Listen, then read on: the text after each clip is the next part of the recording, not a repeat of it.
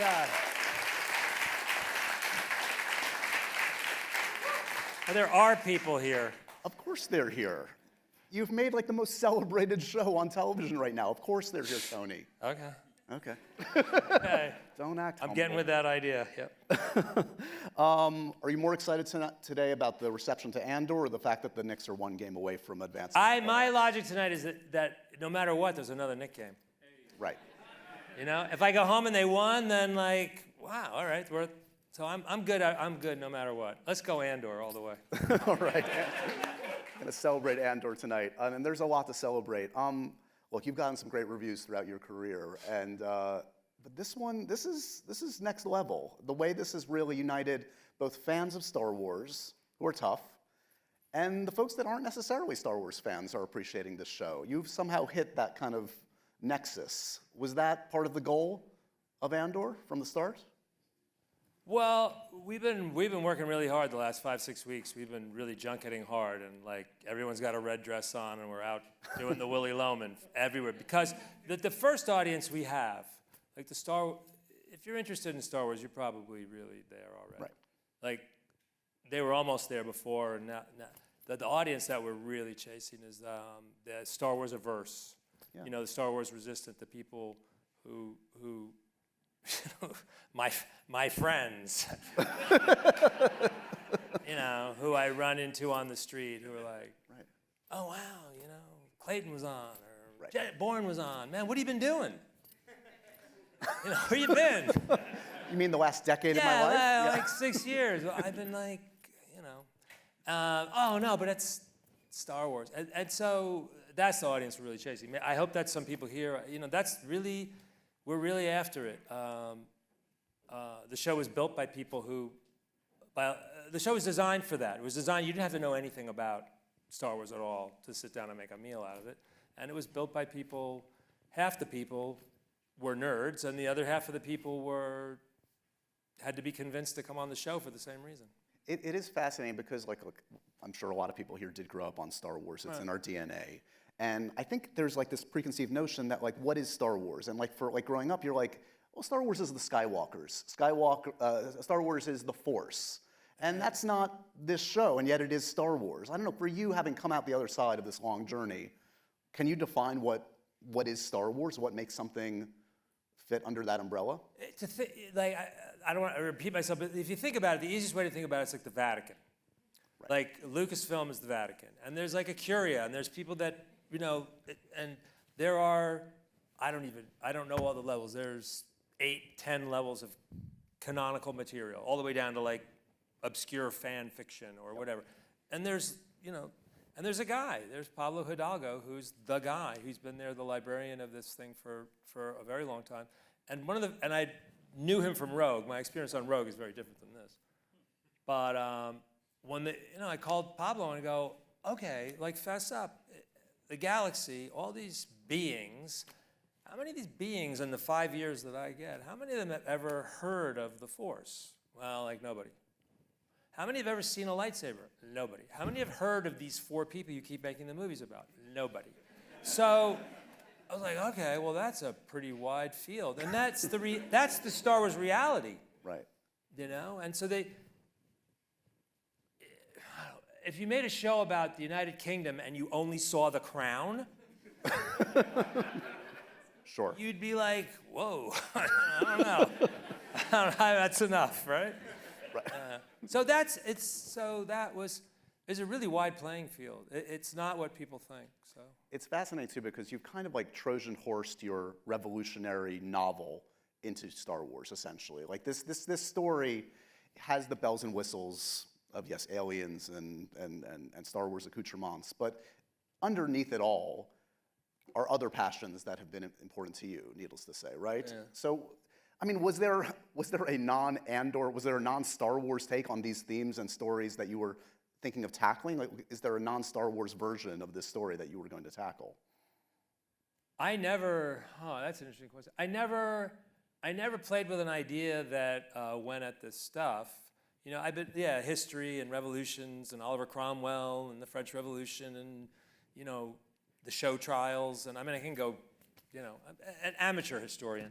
But I never No, I never fantasized that I was going to have an opportunity to work on that. But Trojan Horse is only, like, it makes Disney look like a dupe. And it's not. They knew what they were getting into. No. They came and said, hey, here's these 5 years, and this is the show. And they knew that my concept for the show, they tried the show different ways before. They tried to make it a, Butch and Sundance, Cassian and the robot go and save the Tesseract or whatever. And they were smart. It was smart shit, but it was like, wow, what do you do on, like, you're going to run out of story nutrients very quickly.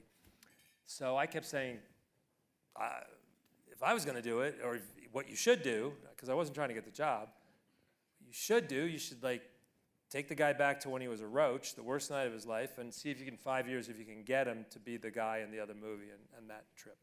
And that 5 years is, of the calendar in Star Wars lore is just super potent. It's this epic rise of fascism and authoritarianism and takeover, and it's a whole bunch of people oppressed, backed into a corner, having to react. And it's literally history coming and kicking down the door of all the people that are there. I'm like, okay, well, that's you want me to do, like, in the end, 1,500 pages on that? It's revolution. Yeah, definitely do that. And so it wasn't entirely duplicitous. You've obviously worked with IP before. That's why I did the job, though. That's why I did the show. To do that. To do that, yes. Yeah. Working with IP is not something new for you, obviously. But, I mean, this is a bit of a, well, I mean, you're thinking of Robert Ludlum books that are beloved to a degree. I mean... Not when we started, though. They were out of print. Dolores Claiborne. Dolores Claiborne, yes, you're right. You're absolutely right. IP, you're right. So is there, because I think I've heard you talk a little bit about, like, your secret weapon in a way, and you've kind of just referenced this on Rogue even, was you weren't deferential to the Star Wars, the Vatican, as it were. You kind of came at it as a writer first and less as a worshiper at the altar of all things Star Wars. Yes, I have fed my family through disrespect of IP. Your words, not mine, but but I am kind of. No, it's true. Yeah. Dolores Claiborne, super, like, Stephen King likes that movie, and, like, that movie, if you read the book, it's extremely different, except the character that Kathy Bates plays, Dolores Claiborne, is identical to the book. She's like, it's so true to who she is. It's just everything else is different. Got it. So it's, like, really true in a way. Bourne, the books were out of print. Rogue, it was like, there's a corpse on the table. What are you going to do? Could someone revive can you get life support? Could someone come in and save it? It doesn't help to be a fan at that point. Right. It helps to be a cardiothoracic, whatever. Clear? Yeah. No, like battle, right? No, like that. Like, it doesn't help you to be precious into about it. Yeah. Not being into it helps you do it. I mean, I know you're not going to say anything about this, but I'm just going to do my duty to ask this question, because I've asked Gareth about this. I've talked to Chris Weitz. You all clam up when Rogue One comes up. Yeah. Is there, like, a blood pact on, like, we're never going to talk about what happened on Rogue? I have fed my family by not talking about Rogue. Okay, for the record, I'm just curious. I got one more to go. One more. My wife is out there somewhere. I don't know. All right, so you get in, Kathy gives you this extraordinary opportunity, and you run with it. Right. Season 1 is fantastic, and you have this very ambitious plan. We're going to do 5 years, 5 seasons. Right. Well, that's what we said in the beginning. Right. That was said to everybody out loud, and that was your intent. You kind of have a creative breakdown at some point. Yeah, I'm not, like, I don't want to appear too slick or, like, together, because I took this job. You could not be, and I'm, like, it's not like I have my eyes closed to the business or to other people that have done shows. My blindness and naivete and ignorance about what I was getting into was stunning, really stunning.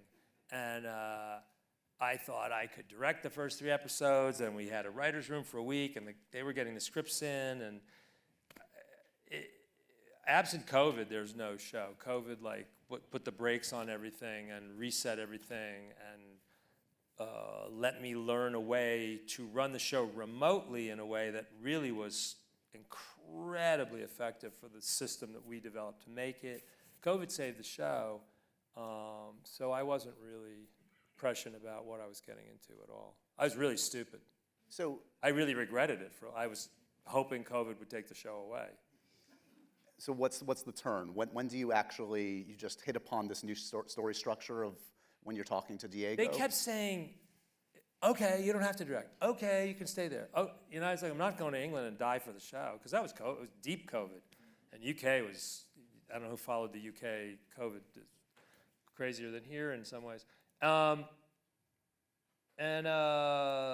Man, super aggressive. They wanted to go. And an amazing producer, Zana Wallenberg, who produced Chernobyl. And she's been my sister all the way through this. She's literally the mother of the show in many ways. And she's just gonna go. And Disney was the first up, and they started testing, and there was kind of shamed into continuing, right? And I was rewriting everything. I rewrote my scripts first. They weren't good enough. I started rewriting everything else that came in. We started hiring directors, and around, I don't know, late winter, I was able to get out of quarantine in London and go up to Scotland where we were shooting.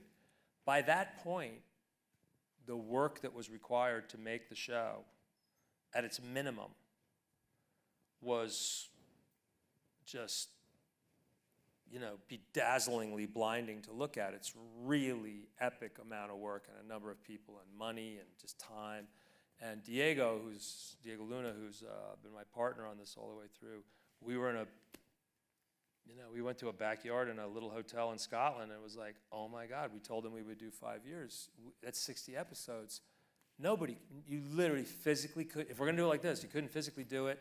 His face will be like, de-aging you can do a lot, but you can't do, and it was impossible. And what are we gonna do? And we came up with a plan to do the second season, to do the 4 years of the second season in one season. And that led to a whole series of interesting decisions that ended up, it wasn't being so smart, it was being lucky. It was like this shit just presented itself in front of you, and like, oh my God, we have 4 blocks and there's 4 years, and what happened if you came back for 3 days? And that couldn't work, but it does. And it was a very fortuitous, experimental, exciting, storytelling, dramatist thing.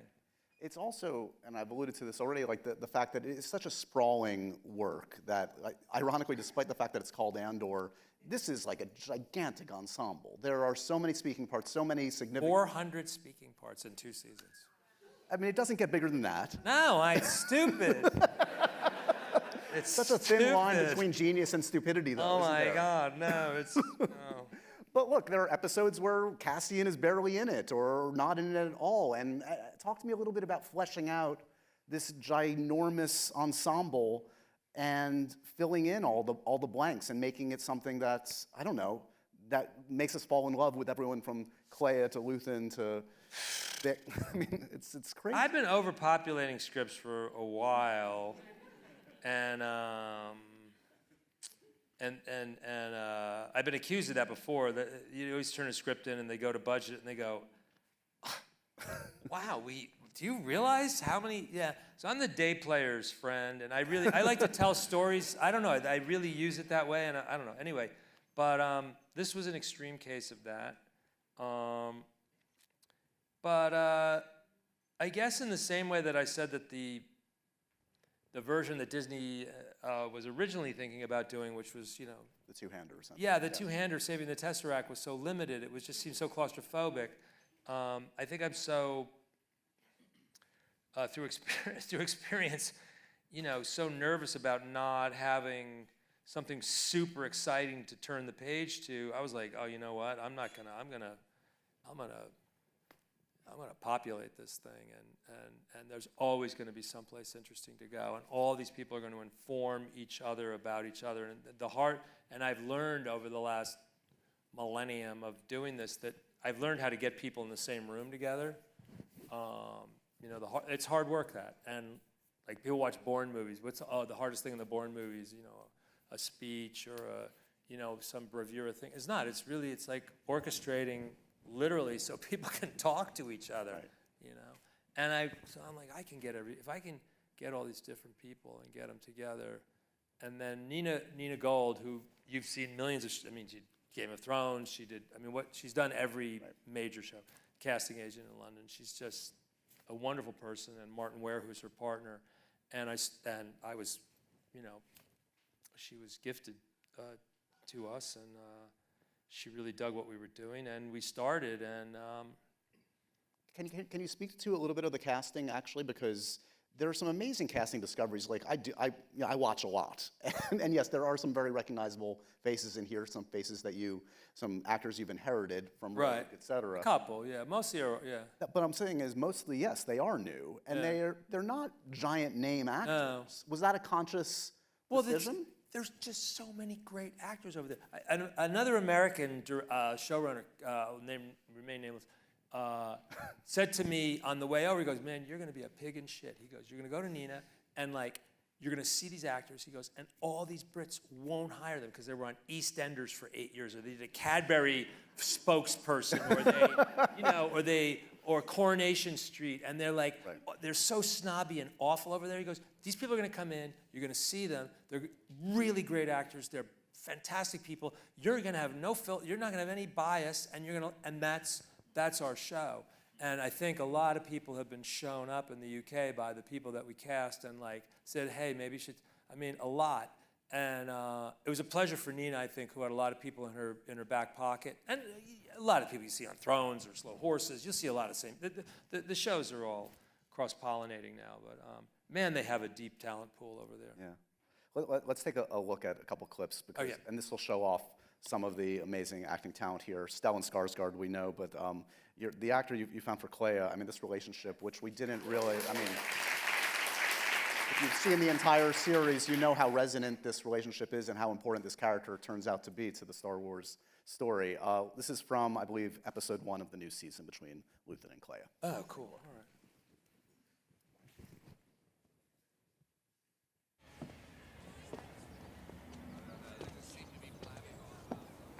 Cassian? The team at Sinar confirmed he got away clean. That's it. It was a pulse code, not a conversation. We should have heard from him by now. I can't transmit from here, Luthen. I told you when we landed. That's off the table. There's already a crowd at the docking platform. We're naked here. There's nowhere to hide a signal. Keep listening.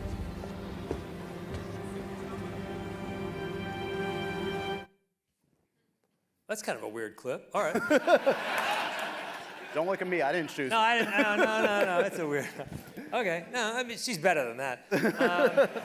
Well, let's talk about later in the season. There are some revelations. Last night, her shit dropped. Yeah. The backstory. Like anybody who's into that, you're on the ground floor of an actor investment. You know, when you see an actor early. I would really, if I was buying stock, I would buy Elizabeth Doolittle. Yeah.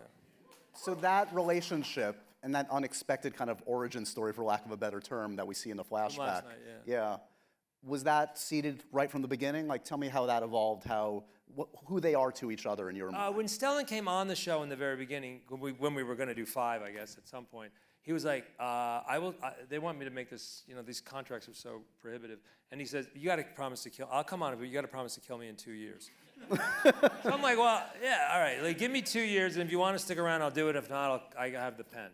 And then it was like, and we tried to come up with some. He's not really a backstory guy. He's not a needy kind of actor. But I came up with some elaborate backstory or a couple different versions. And he was like, And we both agreed that they sank under their own weight and they weren't worth it. And he goes, look, let's table this. And I don't want my backstory to be revenge. And as long as it's not revenge, I'm into it. And then we shot as we're shooting the first season, there's a scene that we shot probably about halfway through our shooting when Faye Marseille-Vell shows up at the gallery, and she's flush from running this heist, and she's not supposed to be there, and she confronts, and these two women do not like each other. There's territorial battle over who's really dominant with him. And Faye Marseille says to him, I gave him Aldani. What have you done for him lately? And she says, I don't do lately. I do always. And we were like, oh, look at her. And like the way, she just rose all the way through. So then you get to the second season, you're like, okay, well, we have to explain their backstory. And then the decision train becomes inevitable, and where it falls becomes inevitable. And yeah. Dedra and Sirill, greatest love story of all time. Beautiful. Wow, greatest love story of all time. I don't know, man. That says more about me than you. Turn out the lights, right? Wow. It's like, wow, man. I mean, that's another case where, again, actors I wasn't familiar with, they have such interesting, unusual vibes with each other, solo. Talk to me how that relationship evolved by seeing what they did. Sirill was an early, like I had that, I use navigational scenes, like I write a scene, I plot through a lot of dialogue, so I sketch scenes, and sometimes I don't even know where they're gonna go. The scene where his first scene where he is where he's called in by his superior, he's investigated this double murder, and he's changed his uniform, and his manager is just this amazing, another British actor, who just is like, could not be more exhausted with this, ferret of an employee. And so he was my Javert, I'm like, oh, there's a guy who's going to be obsessed with my hero all the way through. So he stood up right away. And I can't remember exactly where she came from, but she rose early.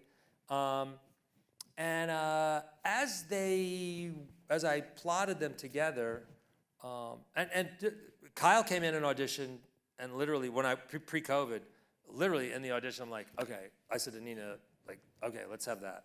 That's the guy. And Denise, my wife, and I had gone to see People, Places, Things in London early, the show that she did that won the Olivier. We saw it on Rogue really early, 10 years ago. And we went to dinner afterwards, and we're like, oh my God, that woman has to do that 8 other times this week. It was just crazy how amazing she was. So when Nina brought her in, I didn't even really have to, I don't think she read. I was like, okay, she's a freak. And yeah. And in concert with the two of them. She was really edgy during the season about not having a romance. Okay. I do not want my character to be submerged into a romance. What happens is I get a romance, and then the whole thing will be a love story. And I'm like, I don't know. Well, we'll see. Okay. Now they're really into it. Okay. Oh my God! You see them they're together they're two very unusual people as well. So. They're very amusing. Late in the season, she describes her character. She says, "I'm a scavenger." Maybe it's just because I saw Michael Clayton like the night before, but I think of I'm a janitor. Is there a connection? They're self-identifying what their function in the universe. No, that's just me becoming a more declarative writer. Fair enough. The gift of inheriting an actor, Mon Mothma, Genevieve, is amazing in this. Genevieve, yeah. Genevieve, sorry. Yeah. Genevieve O'Reilly. Genevieve O'Reilly. Yeah. Again, that's someone you inherit. You don't even know. I have no choice in that. No, I worked with her maybe one day on Rogue, so I met her once, and you have to have her. So it's like, all right, well, I don't know, okay. I mean, there's so much. A lot has been made about her speech to the Senate, which is just remarkable. Yeah. Again, are you writing to the strengths of your actor by then? Yeah, I don't know who she is when we start, and Zana says, she's a lot better than people think, and what could we do with her, and you're kind of road testing people, and I'm having lots of conversations, even in both iterations of pre-COVID, post-COVID, whatever. I'm very curious about what she can do. How far can you go with her? And oh my God, you're like plunking on the keys, and you're like, and you peel the tape off. Oh my God, it's a freaking Steinway, I mean, she's like, holy cow. And she's been this unutilized actor. Again, so many people in the show have been underutilized for so long in the UK. Shitty cop shows, and, and like, oh, got to go to a series in, Canada to pay my rent and whatever. And like, she was just, wow. And then, it's really beautiful. You start to write for the person, and they keep elevating, and as they elevate, then you realize you could do more. And like, I would contend that her performance in the show is the most elaborate and complicated, and her character has the most tortured experience in the show because everything that she does is observed. Right. Everybody else can go out and she has a cousin in the show who Faye Marsay plays, and her cousin is sort of like a rich girl who joined the Bader Meinhof or something like that. And like her sister's off like shooting guns and active, but they do connect. And Genevieve said to me one day, she goes, I'm so jealous of Faye. She goes out and gets to jump off dams and stuff. I go, that's exactly what's happening for Mon. She's trapped. Everybody's watching what she's doing. And Genevieve, I don't know if she learned on the show or she came over, but there are so many places in the show. I don't know if we have I don't know what clips we're showing, but like where this mask will come. You'll watch her just arm up without doing anything, and the escalation of that and the importance of it as the show goes on becomes. She's just, man. I think her performance is central. As central as Diego's to the show. We talked about how the early ideas from Kathy's group was about this kind of two-hander. You do bring in K2, obviously, as the show progresses towards the end. And it's such a perverse, amazing origin story. It's pretty remarkable. Was that something, I know there was an alternate idea that you had. There was a whole bunch of, yeah, and you talk about canon. I mean, canon doesn't, I usually try to deal with it, and I'm really sympathetic and into it. I was annoyed to find out that somebody had, in the interim between Rogue and that, had written an origin story for K2, and it's like, no, I'm not paying attention to that. We're not doing that. But what was my point that was so... How did you land on the origins of K2 in my brother got burned. My brother was one of the writers on the show. Bo Willimon and Dan Gilroy and Tom Bissell came in to help me out and do episodes on the show and sort of do the collaboration on a lot of the building. And there was an episode that was a whole self-contained episode about K2 and that. And Danny wrote this elaborate horror movie episode that we had to scrap for money. But I can't remember. I wanted to stall the K2 thing as long as possible and I really knew it would be great if we waited. I think Alan Tudyk got impatient. It was hard to wait and everybody got impatient waiting, but my experience on Rogue was that he was a very difficult character to take around, to do plot with. He's very hard. You couldn't do anything with him. You can't go anywhere, you can't hide or anything. But when he comes, you want him to be strong. So we did it that way.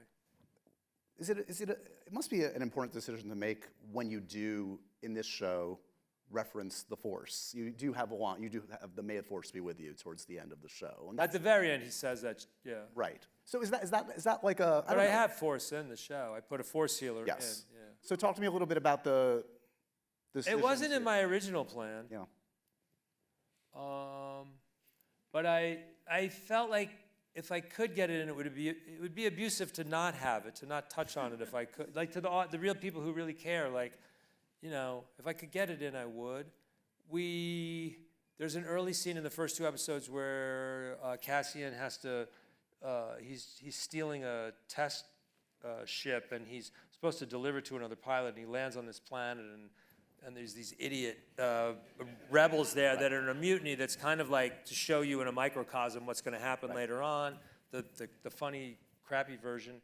And at the end of that too, when he escapes, when he pulls away, you realize, oh my God, he was in Yavin, which is this, epic Star Wars where it's the base, the rebel base. And it's the beginning of the rebel base. It was like, wow, so he's kind of a little Zelig-y. He's kind of at all these places when all these epic things, he's at Aldhani, and he's here, and he survives this and that and the other thing. There is some element of destiny that I shouldn't ignore. And reluctant destiny is really cool. I mean, there's a really major religion that's based on it.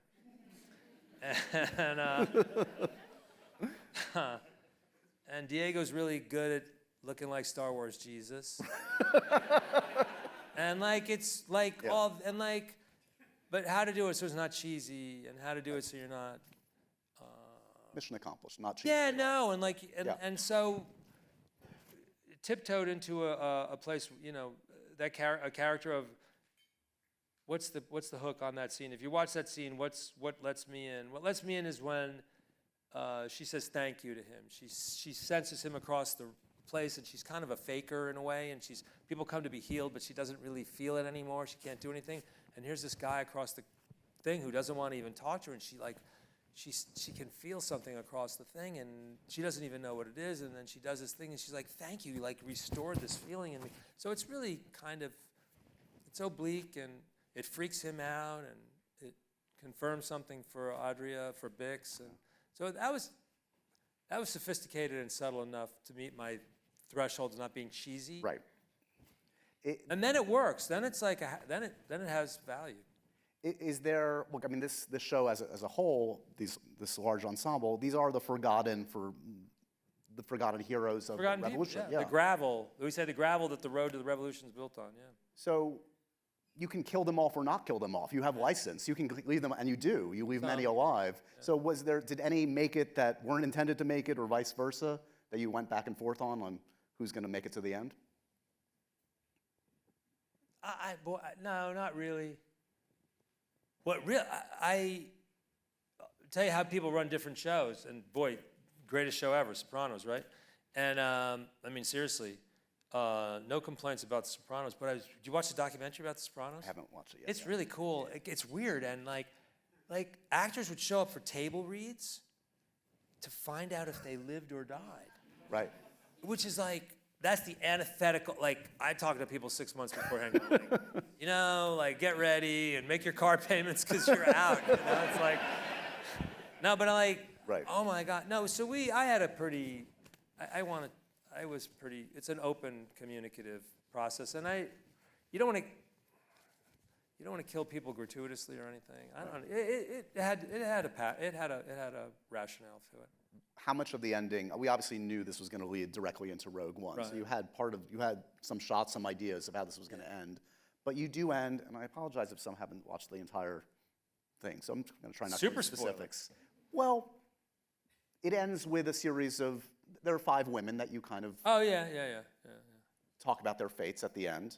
Was that something that was, how did you arrive at how to kind of sum up? I think of all the things in the show, if my brother Johnny and I, he's not just the editor, he's the post, he's the master builder of post.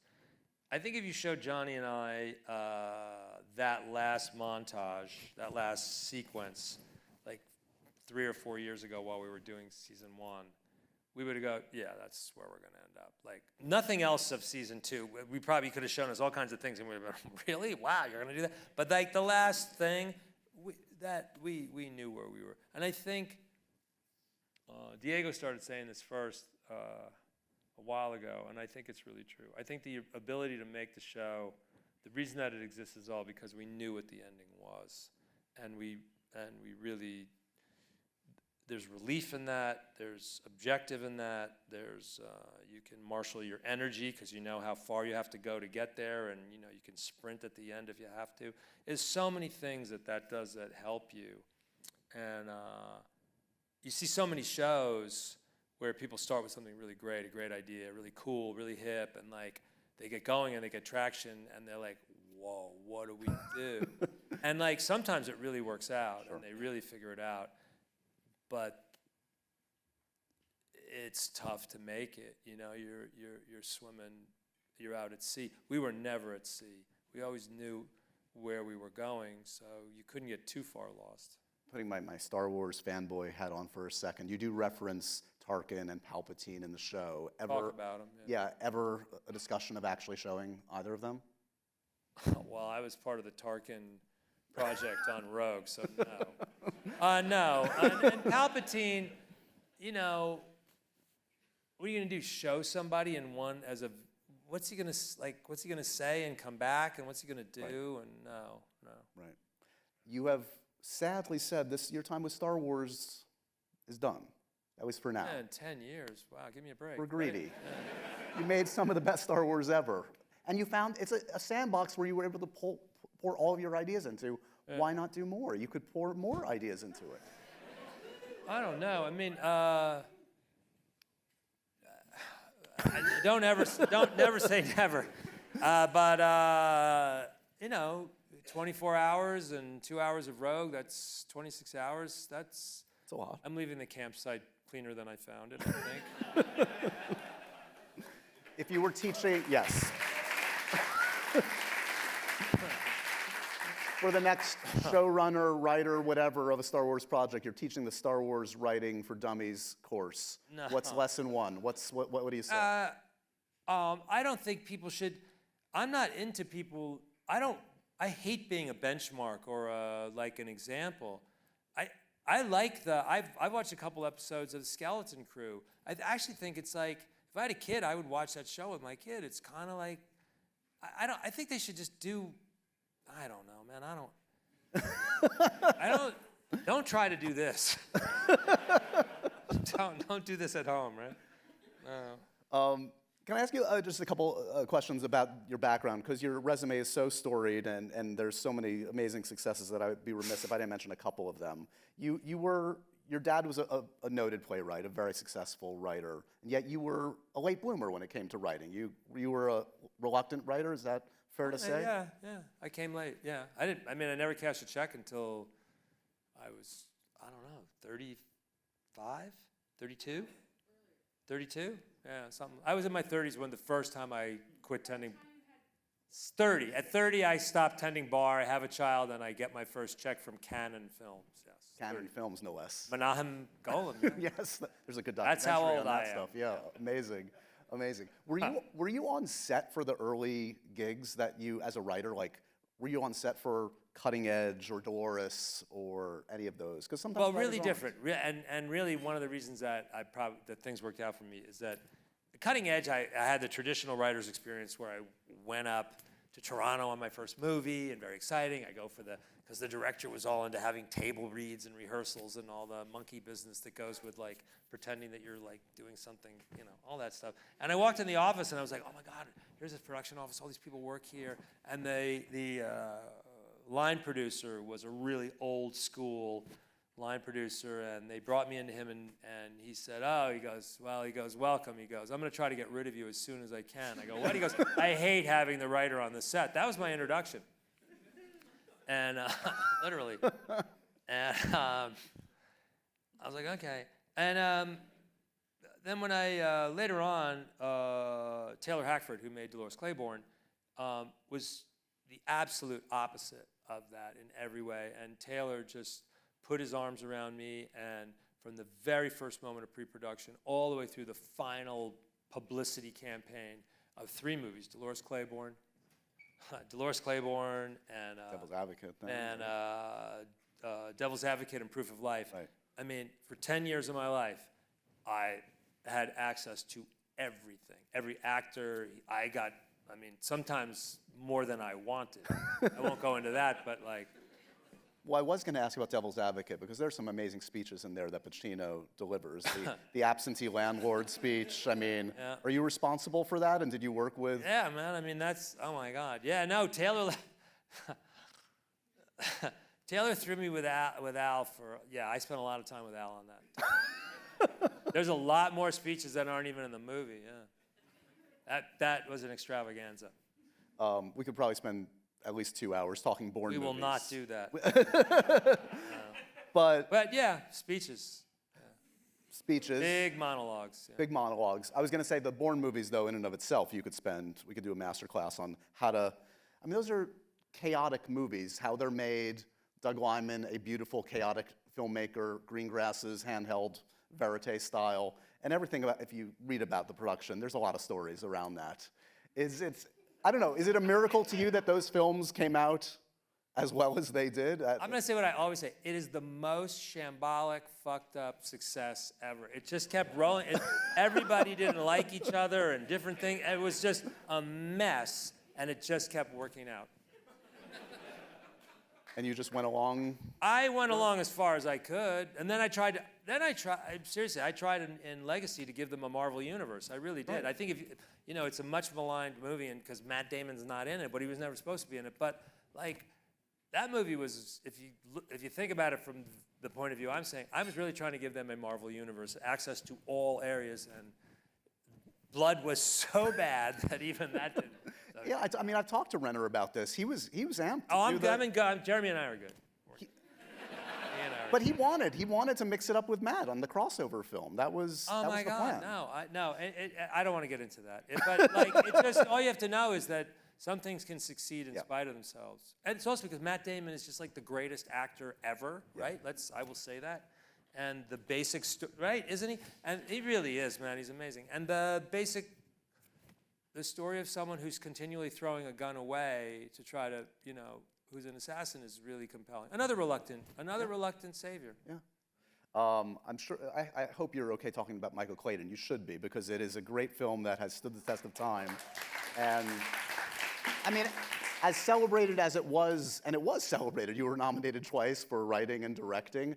Its stature only grows. It has become. Last couple of years, it has some traction. Yeah, I don't know why, but yeah, the last couple of years there was a whole. Did you feel like you were in conversation with the Lumet films, with The Verdict? Was that on your mind when you were constructing that? Because it feels like it's a lost film from that era. I just went to TCM and introduced some movies, and the one movie I had to do was Klute. Klute. We showed Klute. Klute was like that's our look, and yeah, no, it was made by people who were obsessed with 70s Pakula movies. Yeah. Denzel has said it's the one movie he regrets turning down. Denzel Washington. I know. Have you ever?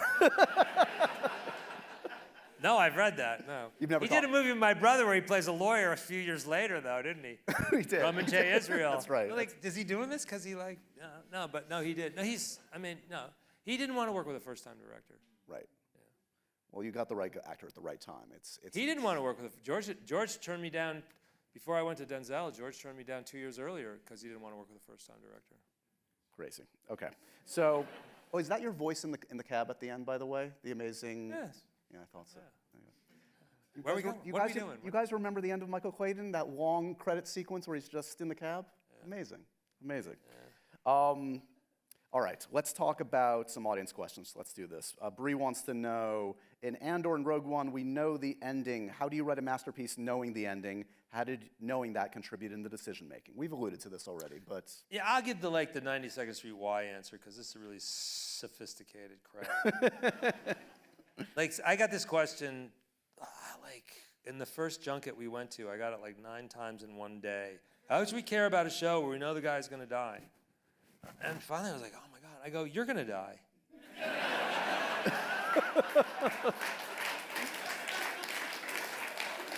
Really, man. I mean, if you, why would you get up? Clearly, as animals, evolution breeds in suspension of disbelief. Right. It's must be a fundamental chemical. No, but I don't know. There's probably scientists, but honest to God, why do we do anything? And the answer, and so it's just baked in, man. Why do you watch a movie the second time? Right. I don't know. So it seems like that's my answer. Love it. 5 stars. What has been your favorite reaction to the finale so far? You're plugged in. I'm sure you're reading and hearing the reactions. What are you excited by? Well, this has been, I don't know. You're catching me with a bunch of rental halos on. It's really, this has been a season of, the last 5 weeks of ridiculous affirmation that most people, I mostly feel really lucky. Yeah. I really do. I don't think that most people could ever even imagine the kind of, and I'm not speaking for myself. More concentrated perhaps, but there's a lot of people that I work with. There's a real team of people. It's really clear. There's a real village to make this show. And all the people who've been on this show for so long, we're all like, wow, what the hell, man? Wow, can you believe it? So it's really, and we know it'll be gone and at some point evaporate, but it's pretty potent. Most people don't ever get that. It's pretty lucky. Here's a question about, they want to know, was there ever a version of the story where Cassian finds his sister? A lot of people ask that question, and I think that probably I thought about it in the beginning for a hot minute, But it became very clear to me that the absence of his sister was far more valuable than her presence. There's a line where he goes through the whole movie, you know, trying to he leaves his mother and he doesn't come back in time, and like not getting there in time and not helping people. Yeah. And at the very end, there's a really cool line, very well delivered by Faye Marsay, who plays Val, and Mon Mothma comes to her at the very end and goes, God, I've come to ask you if he's telling the truth, and he went and saved Clea and against orders, and he got in all this trouble, and she goes, you know, he should just stop saving people. She's being ironic, and like, that's worth more to me than a coincidental cheesy scene where he happens to run into his sister or something. So she became more valuable, and everybody has things that are unresolved is good. Yeah. Somehow he's become, and he's already a tragic figure in Star Wars canon, you've somehow made him that much more tragic given the ending of Bix. Diego never wanted me to find. Diego never came and said, "Hey, where's my sister?" No. No, but I mean, like, he never asked for it. I've heard you've said that. Do you have a special fondness for Sirill of all the characters? Do you have some kind of connection, some kind of empathy for? Above everyone else? Yeah. Well, maybe. In a way. I've been unleashed in the last 2 weeks to use the word fascism. I had media training before that. We're getting the good version of Tony. We're getting. I can use that word, and you know what? All right, I'll go for it. What does fascism do? It doesn't just destroy the people it comes for first, and the communities, and the organizations, and the law, and the truth, and the rest of it. Inevitably, in every model of fascism that there's been, it ultimately comes and destroys its early proponents, and its foot soldiers, and its underclass, and it destroys because it's all centralized power. It eventually eats its young. And I'm not consciously starting off saying, oh, I want to write a show where it does that. Right. I'm not doing that. But the result is, I mean, Dedra's a true believer. She grew up in an imperial kinderblock. She's a zealot. Whatever chaos is inside her is very contained. But Sirill is a romantic character, maybe the most romantic character in the show.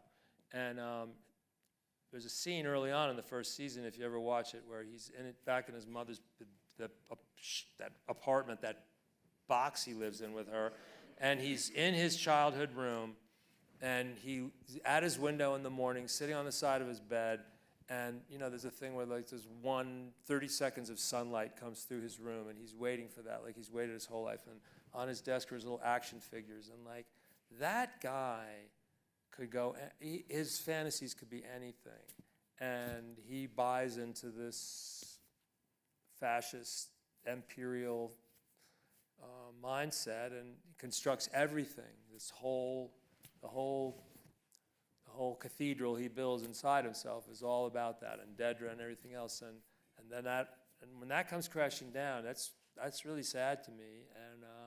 And I think, I mean, I don't know. I don't want to say that I pick him to identify more than anybody else, but maybe you get some idea of how. If you're writing well, you feel that way about all of them, right? Right. I could make that speech about a lot of people in the show. I hope. Yeah. And I've heard you talk about this. I mean, a lot of folks want to kind of draw parallels between the world we live in now and this show. You're not the type of writer to look at the news and then say, how do I pour that into these characters? That's not just tonight.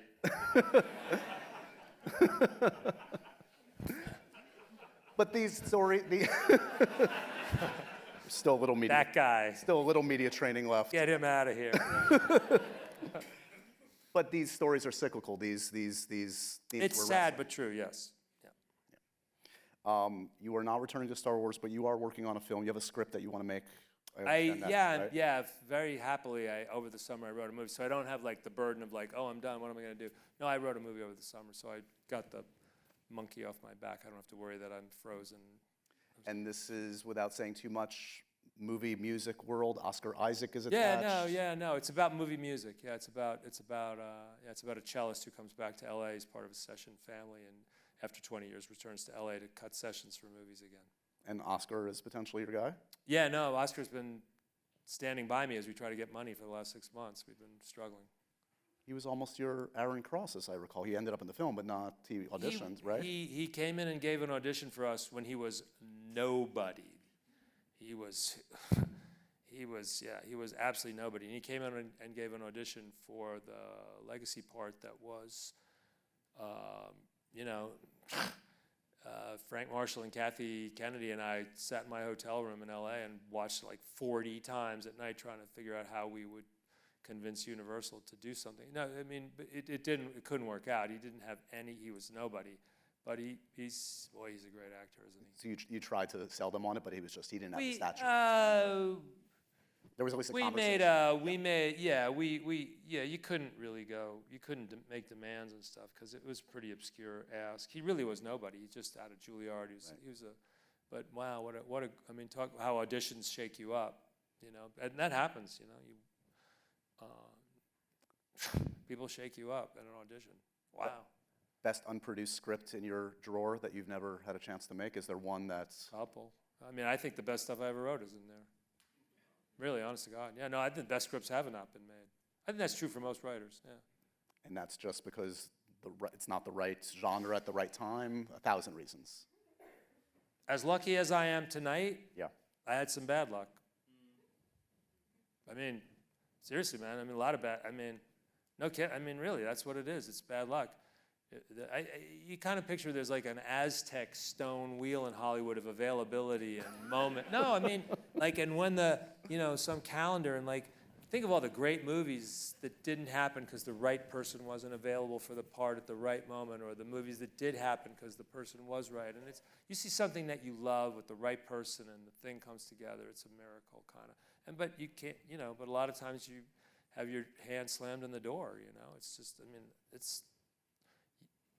it's a grinder's job. You got to grind for a long time to sit here tonight. You got to grind. So you're going to watch Star Wars as a fan going forward. What do you hope and expect to see?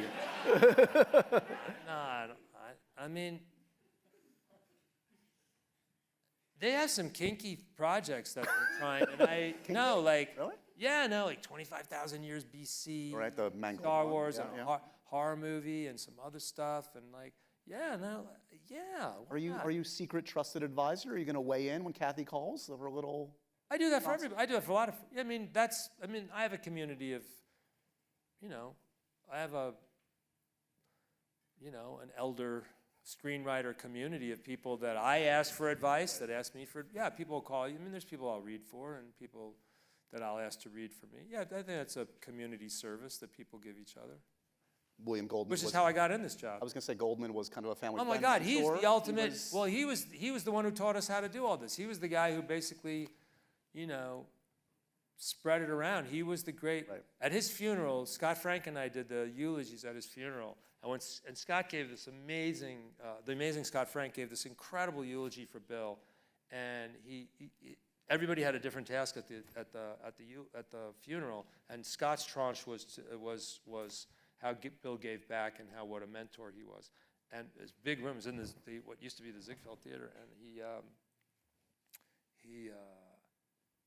he said, okay, everybody in the room who Bill read your script and took you to lunch or called you up and read your shit and stand up, and oh my God, there were 40 people stood up in the room, and it was you could have built a movie studio for decades off the 40 people that stood up. It was like, wow, yeah, so it's important for you to pay that forward? I feel like it's, I'm second generation with all that stuff, so I probably feel more tradition bound but I really value all that. It holds great value for me, that traditional shit. No, it really does. Yeah. It does, Keep doing the traditional shit, passing it on, making the good work. This is a huge accomplishment, man. Thank you. It's not just me. This entire audience, we all love what you do and what you've contributed to Star Wars and to just great drama. Andor season 2, it's out there. You guys know it. Spread the good word and give it up one more time for the great. Wow, Tony thank you. Gilroy, everybody. Thank